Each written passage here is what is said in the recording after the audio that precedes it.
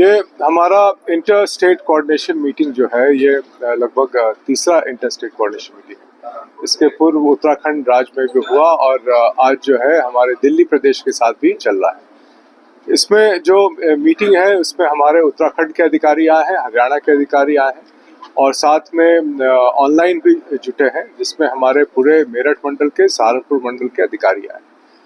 इसमें जो inter state coordination है वो कांवड़ को रिलेटेड है। कांवड़ में जो भी हमारा ट्रांसपोर्ट का प्रबंधन होगा, हमारे ट्रैफिक का प्रबंधन होगा, हमारे जो डाइवर्जन का स्कीम बनेगा, हमारी जो ट्रैफिक की स्कीम बनेगी, हमारी जो सुरक्षा की स्कीम बनेगी, और साथ में इस पे जो सबसे अच्छा बंदोबस्त हम लोग को देना है, जितने हमारे श्रद्धालु जो कांवड़ में आ रहे हैं वो सभी के पहलुओं पर डिस्कशन हुआ और सभी में जहाँ जहाँ एक दूसरे के हमें सहयोग चाहिए उन सभी पहलुओं पे जो है हम लोग की चर्चा हुई।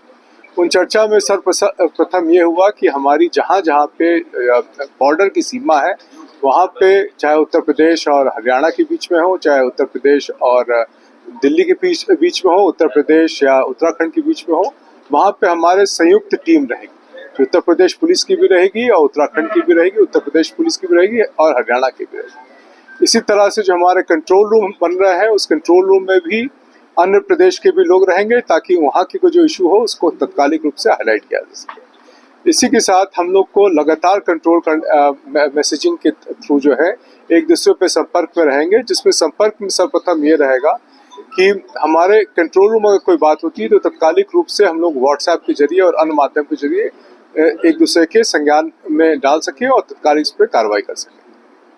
सर, डीजे को लेकर क्या कुछ गाइडलाइन कुछ इस तरह की? जो हमारे डीजे के गाइडलाइन है उस संबंध में सर्वोच्च न्यायालय और शासन के नियम बहुत ही क्लियर है। उन्हीं नियमों को पालन करना है। उसकी जो साउंड बाइट्स होंगे वो पर्टिकुलर मानक के अंतर्गत होनी चाहिए। उसके हाइट और विड्थ जो है वो पर्टिकुलर मानक के अंतर्गत होनी चाहिए। डीजे जहाँ पे तैयारी कराई जा रही है वहाँ पे उनका अनुबंध पत्र बनना है।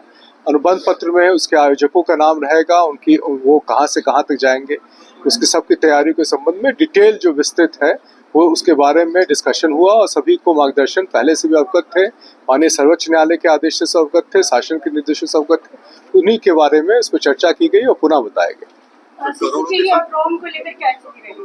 सीसीटीवी और ड्रोन का हर एक जनपद में एक फीड रहेगा, हर एक प्रदेश में फीड रहेगा। उसपे जो है कई सारे हमारे आर्टिफिशियल इंटेलिजेंस इनेबल्ड भी इसमें सॉफ्टवेयर रहेंगे। उसके तहत जो है हम लोग ट्रैफिक प्रबंधन में, भीड़ प्रबंधन में और सुरक्षा के संबंध में लगातार जो है हम लोग एक दूसरे को सहयोग भी करते रहेंगे, उससे फीड भी मिलता रहेगा। कितने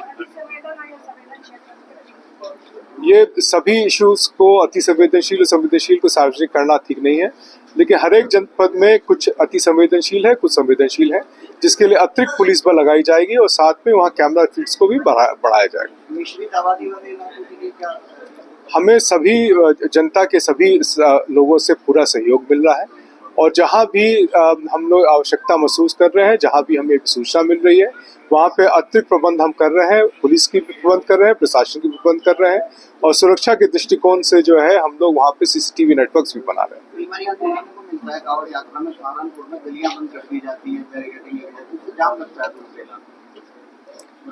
सहारनपुर की जनता जिस तरह से हमेशा हमें सहयोग मिलता रहा है कांवड़ में, चाहे मुजफ्फरनगर की जनता हो, बागपत की जनता हो, सभी जनता के सभी नागरिक जो है आगे बढ़ के सभी कांवड़ियों का और शासन का, प्रशासन का, पुलिस का पूरा सहयोग करते हैं। इसी कारण से इतने वर्षों से कांवड़ की यात्रा सफल होती आई। इसी तरह अन्य प्रदेशों में भी, उत्तराखंड में भी, हरियाणा में जितने हमारे नागरिक हैं वो आगे बढ़ के पूरी मेहनत करते हैं और उन्हें सबसे ज़्यादा जानकारी है क्योंकि वर्षों से उन्होंने इसको देख रहे हैं।